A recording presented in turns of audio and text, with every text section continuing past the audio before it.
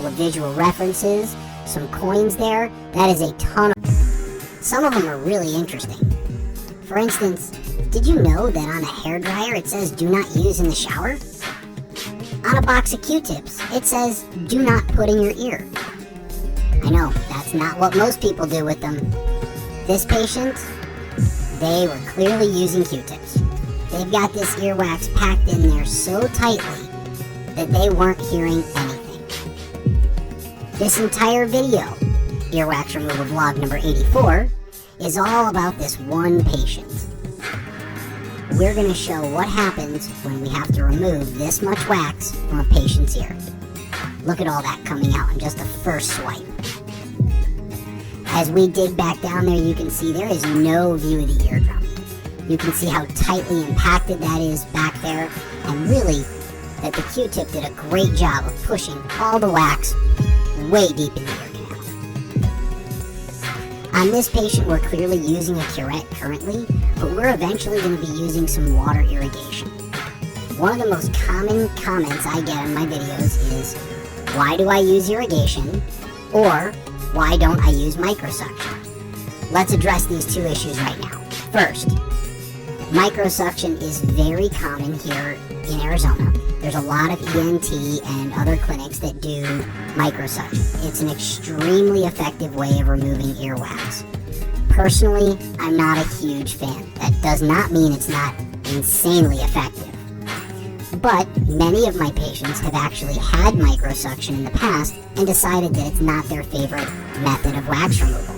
They would rather us use the manual tools, especially coupled with the video system, because then we can be gentle and not cause discomfort, or irrigation. As far as the second most common comment we get is that, why would you put water in your ears? It's bad for you. Now, there's a few things here. First of all, this is not medical advice. This is just my observations and what I've learned through years of being an audiologist.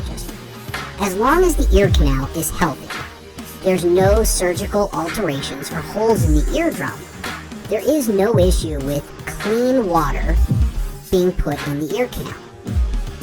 Now, obviously, we don't want to have water in our ears all the time, but if you've got something stuck in your ear and you're using clean water and we know that your eardrum is intact and the ear canal is indeed healthy, there's no issue using water irrigation. So we're going to see some water irrigation here, but of course this time I didn't have anybody with me, so we're going to use my favorite video here of the ocean cleaning out those rocks in Panama. Again, if you've never been to Panama, I recommend that you go. It's just a great place. It's got some very interesting features there. Now, as we go back in this patient's ear, you see that this earwax has changed in color and in consistency. So we're going to continue to use the curette to remove that wax, and we may even have to use a little bit more irrigation because that outer wax where the water hit has become very soft and pliable, but you can see as we dig behind it, it's still very dark and a much thicker consistency. We're able to see a little piece of the ear. A lot when it comes to teaching people about their ears, hearing, and overall auditory health.